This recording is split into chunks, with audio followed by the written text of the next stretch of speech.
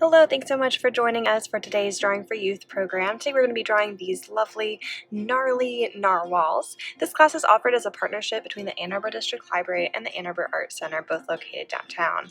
So grab a pencil and a piece of paper. Later we will use colored pencils to color this, but you can use whatever you have at home for coloring. But for now, just grab a pencil and a piece of paper and follow along with me. So make sure that you fill your page with our narwhal here. We want to make it really large. So I'm going to start with this circle for the head, and then you can see the way I'm just curving around for that neck. So it's not a very harsh line, it's just a nice gentle curve. And then I'm drawing the belly, which is underneath there, and the back. So they look pretty symmetrical. It's pretty much the same thing on both sides. And then they're going to come together towards the tail, kind of like a triangle. You can kind of see the way that is somewhat triangular if a triangle decided to be really curvy one day. I decided there to make it a little bit shorter. I think I made it a little bit long, but if you want to make a really long, big narwhal, then you might want to make the body a little bit bigger. So now I'm making these curvy little tail fin shapes here. So try to just work on getting that shape pretty organic and natural. The back fin would be a little bit smaller than that one that's kind of more on the front, that's a little bit lower. And then I'm going to do the little arms up here towards the top of the narwhal, closer to his head. Okay. The one that's the other arm, we don't really see it because it's back behind the narwhal. So now you can see me adjusting the mouth area on the face, giving him a little smile and an eye, and of course the famous narwhal horn kind of thing. I'm sure there's a technical name for that. I just don't know what that is. I'll have to look that up later. But you can see I've added some diagonal lines there to get that texture and patterning, along with some lines there on that back fin. And also you can see on the upper half of the narwhal I'm adding in some dots. So you don't need to draw a line cutting through, but that's something that those dots will be there later. You don't even have to draw those now if you don't want to. You can actually wait until later when we start coloring to add that in, but that's something to at least keep in mind. So then we're going to do the background. So you can see I have drawn in these different curvy lines that represent different spaces. So the one right here in the front where I'm drawing this plant now is this is the front. This is closest to the viewer. And then that one in the back is furthest away. Okay, and so we want to make the little plants really small, further away, and then they kind of get larger and larger the closer we get to the bottom of our paper here. So you can see the way I've represented that there with that same plant.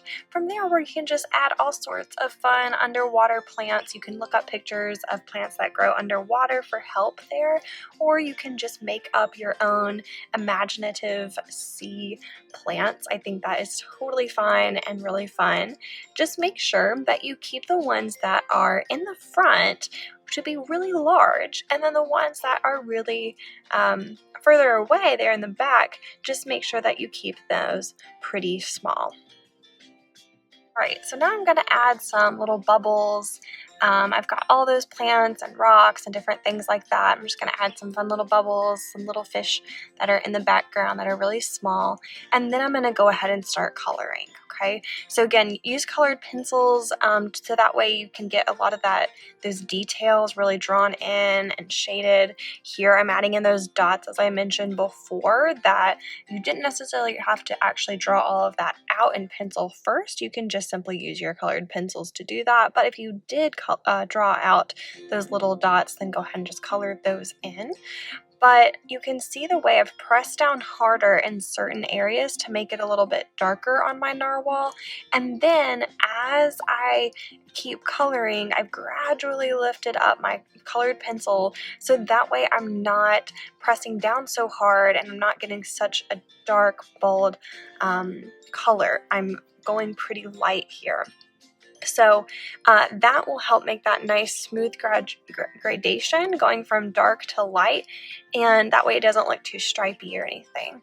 So I've also added in a little creamy butter yellow kind of for the belly and the little horn, and then from here we're just going to add in all the different colors for the background. So I'm going to give you one more tip here towards the end, but otherwise you can just watch for a little bit here as I color in my background space.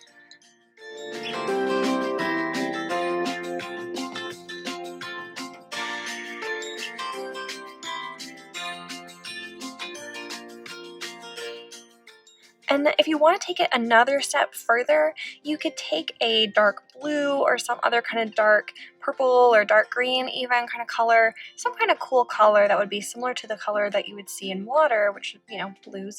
And you can go in and add more shading. So go in and adding a little bit more contrast, so a few more darks with my blue. So you can see me doing that now with a lot of my plants, and just to add a little extra shading and shadows. All right, and then lastly, we need to add in the water.